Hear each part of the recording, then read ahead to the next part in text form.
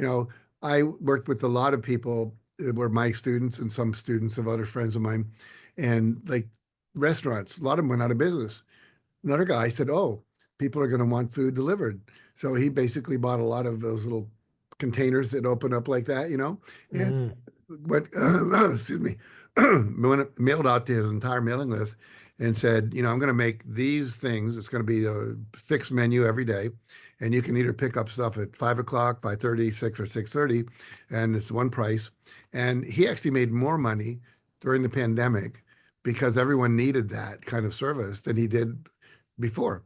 And so it wasn't the event, it was his response to that event. mm, I remember running a workshop for a bunch of real estate franchise holders for Remax during the recession back in 1993, way back then.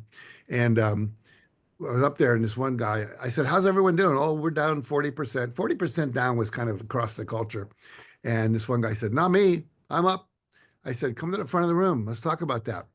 He says, "Well, when the recession came, I decided not to participate." He said, I said, "Well, that's a good idea." He said, "Look, they cut back on their staff, they cut back on their advertising, their marketing. I didn't do that at all." I said, "People still need homes, and people are still getting pregnant, they're getting divorced. Real estate agents love divorces. They usually sell three houses, one to you, and one to your ex-wife, and then one to what your house gets sold to the new people that are going to move in." So anyway, he did very, very well. So it's that idea that it's not the event, it's your response.